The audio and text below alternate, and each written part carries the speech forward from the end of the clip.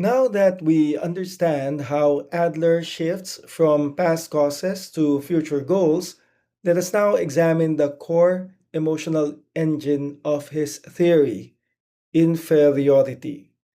So, napakahalaga nitong term na ito, inferiority.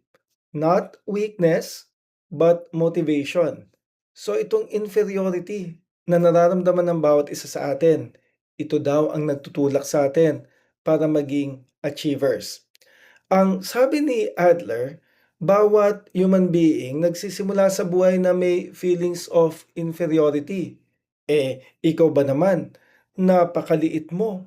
Tapos yung mga nasa paligid mo, higanteng nanay, higanteng tatay, higanteng ate.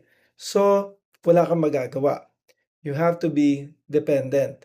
And you are less capable than adults. So, dahil nga less capable than adults ka, yung nararamdaman mo na, naku, inferior yata ako. May masama ba sa inferiority? Wala. Here is the key.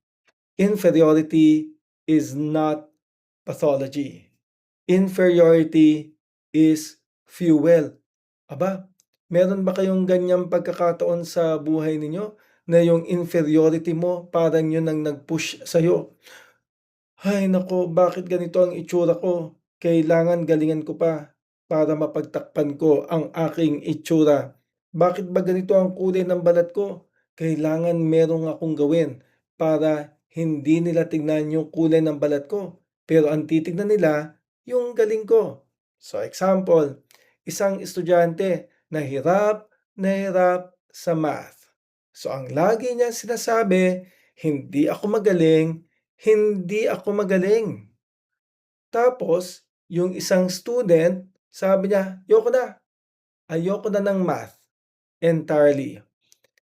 Another, yung isa naman na bata or estudyante, aba, aral ng aral. And eventually, naging engineer. So again, pare-pareho sila na may sense of inferiority. Yung isa nag-i-struggle sa math, tapos sinasabing hindi ako magaling. Yung isa nag-give up na, tapos ayaw na ng math. Pero yung isa, sabi niya, sandali, mahirap to pag-aaralan ko to. I-overcome ko to. Pare-pareho sila ng inferiority, no? Pero iba-iba ang tinahak na direksyon. So, ganun din kayo. Siguro mahina ka sa math, sabi mo sa sarili mo. So, ang ginawa mo, either nag-give up ka na or lalo ka pang nagpursige. So, ngayon, pakiisip nyo nga, ano ba yung subject noong bata ka pa na sabi mo, nahihirapan ako sa subject na to? Math ba yan? English ba yan? Or science ba yan? Anong ginawa mo nung nahihirapan ka? Totally ba, umiwas ka na? Sabi mo, ayoko na, di na ako mag-aaral. Or lalo kang nag-effort. According to Adler, ang mas mahalaga ay kung paano ka nagre-respond sa inferiority mo. Nakita mo nun na hindi ka magaling sa basketball. So, lalo kang nag-aral ng basketball.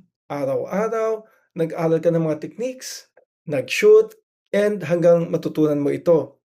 Dati noon, hindi ka naman magaling maggitara. Sumasakit pa nga yung daliri mo Pero sabi mo, hindi, kailangan meron akong gawin. So, inaral mo ang gitara, and later on, nagulat ka na lang. Magaling ka na sa guitar. Hayong ka na, nag-i-strumming na, and later on, nagpa-plucking pa. So, natutunan mo dahil nag-effort ka. Anong tawag natin dito kapag ikaw ay nag-e-effort sa ginagawa mo? The term for this is striving for superiority. Not superiority over others, but superiority over one's current limitations. Kung si Freud ang kakausapin mo, sasabihin niya sa'yo na, naku, kaya kami ay inferiority kasi meron kang unconscious conflict. Kaya kami anxiety about being inferior. Pero kung si Adler ang kakausapin mo, ang sasabihin ni Adler, bakit ka kaya nagsisikap? Bakit ka kaya nagtiyatiyaga? Bakit ka kaya nagpupursige? Malamang merong future na tingin mo naghihintay para sa'yo. Parang kayong lahat dito, bakit ba kayo nagtiyatiyaga, nagpupursige, nag-e-effort? Puwede namang iwan na lang ang lahat. Pero hindi.